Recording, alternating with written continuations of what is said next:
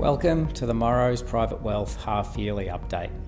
This update highlights the key messages that we'd like you to take out of our detailed written investment report that we've recently prepared for you, with a broad overview of asset class returns for the last 12 months, our outlook for markets, and also what this means for investors and specifically your investment portfolio strategy.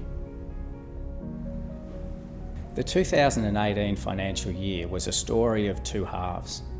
The first half saw growth assets trending higher into January as investors backed in another strong year for markets and a sense of euphoria took hold. Complacency was rife up until late January, where volatility returned, spiking to levels not seen since the GFC back in 2008. This chart shows the returns from each of the major asset classes for the 6 and 12-month period ending 30th of June 2018. Cash and term deposit rates range between 1 to 3% per annum and are only attractive if capital preservation is your focus. Australian bonds returned 3.1% and global bonds returned 1.9%.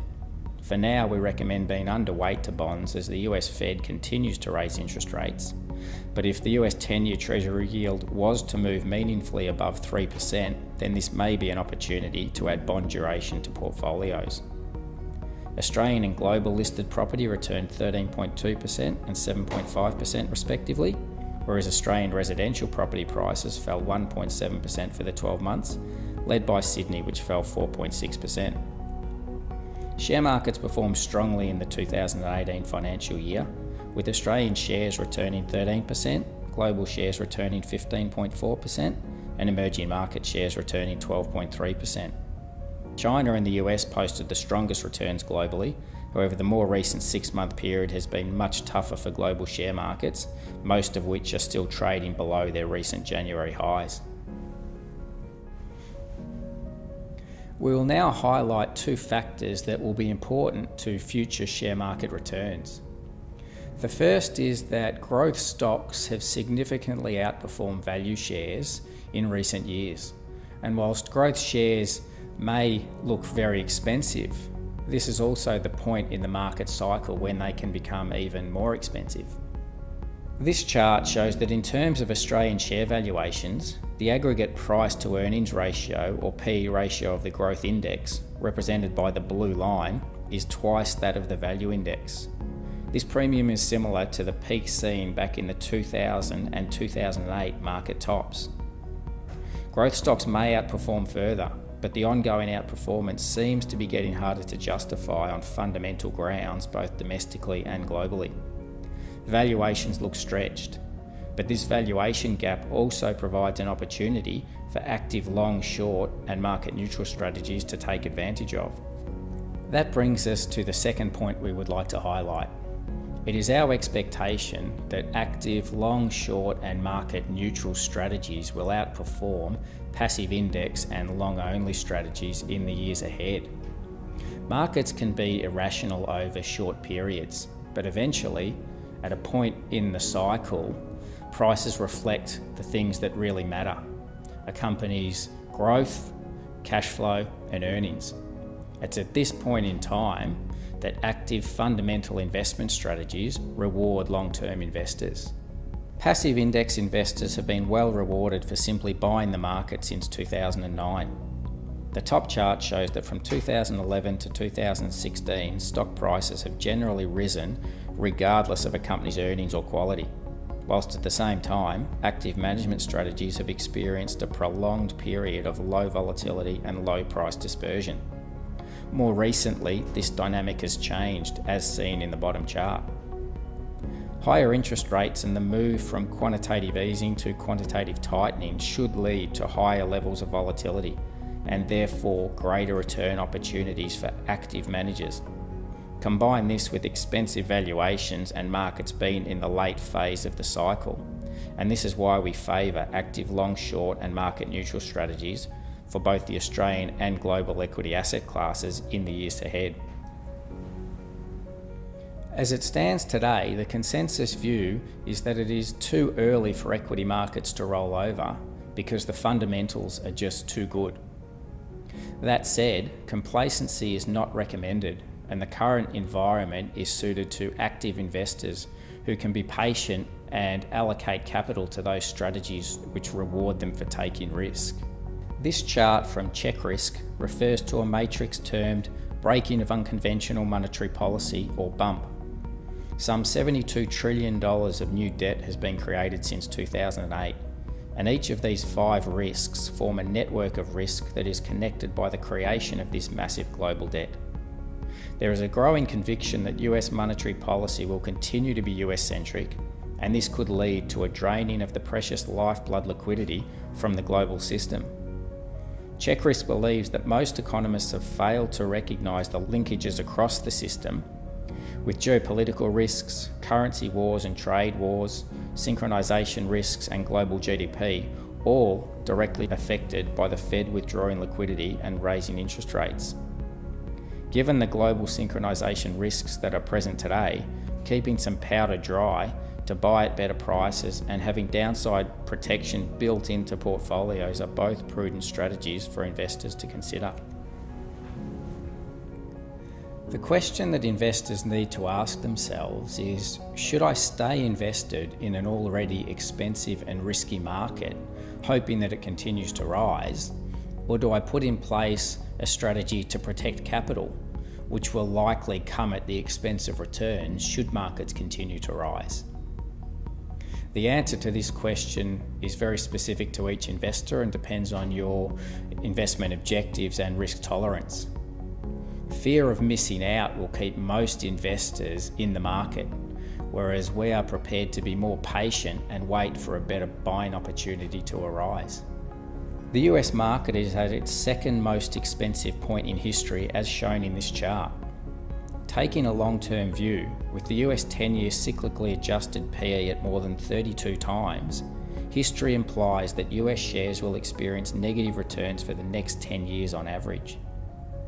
Now, we need to clarify that this chart provides no indication of when a market reversal will occur, and it is a poor predictor of future short-term returns. But history confirms that it is a very good predictor of long-term returns. Imagine losing money in US shares for a total period of 10 years. Most investors have not factored this projection into their long-term return outcomes. So what options do investors have in a world where not just US shares, but all asset classes are expensive? Investors need to rethink their overall approach to portfolio construction and start thinking in terms of risk diversification and getting exposure to as many different and non-correlated types of risk they can. This requires building a portfolio based on risk exposures and not just asset classes. The current environment arguably remains one of the most challenging ever in which to construct investment portfolios and have confidence in their ability to deliver returns that will meet investor objectives and expectations. So what do we mean by this? Investors need to make a choice when setting risk and return objectives. 1, they can accept a wider range of risks to obtain a target rate of return, or 2, reduce return expectations for a given set of risks. No investor likes the idea of choice 2, accepting lower returns. But we question whether investors actually understand the implications of making choice 1, that is, taking on more risk. Having more optimistic return expectations would not make the achievement of your return objectives any easier. The more realistic we can be of what may lie ahead, the better we can prepare for it and make more informed decisions. We've outlined 6 portfolio options for investors to consider. We recommend that you adopt a combination of options 3 and 6 for the following reasons. Option 1, invest as you always have and expect your historic returns. Well, in our view, this is unrealistic given that already high starting valuations mean that future returns are likely to be lower. Option 2, invest as you always have and settle for today's low returns. This is not a desirable outcome for most investors, and traditional diversified portfolios will find it difficult to meet future return objectives anyway. Option 4, go to cash at near zero return and wait for a better environment. Well, this guarantees a return of 2 to 3% per annum and requires you to time both the exit and re-entry point of the market. Option 5, increase risk in pursuit of higher returns. This works up until it doesn't, and your capital is then exposed to significant downside risk. Option 3, reduce risk to prepare for a correction and accept still lower returns. This can be combined with option 6, put more into special niches and special investment managers. This combination allows you to reduce market risk and invest more into absolute return investment managers that have the potential to generate strong returns in all market environments. Note, however, that this requires investors to hold the strategy over the full investment cycle and accept that there will be periods of relative underperformance, particularly in strong rising markets. But what is more important is achieving your long-term investment goals and objectives. We will leave you with several key points to take away from today's update. The harsh reality is that current valuations suggest that investment returns will almost certainly be lower going forward than they have been over prior decades, with investors being forced to accept more risk for less return. Passive strategies that are tied to expensive markets will be subject to these lower returns, whereas active strategies still have the potential to generate strong returns. Investors therefore need to adopt a more active approach if they do not want to compromise their longer-term returns. To outperform markets in the next 5 to 10 years, investors will need to be proactively positioned. It will be paramount to protect against the market downside when it eventually occurs, and then reposition to invest more aggressively into markets when valuations are conducive to taking more risk. It is only when you consider long-term historical valuations that it becomes clear. A better buying opportunity will present.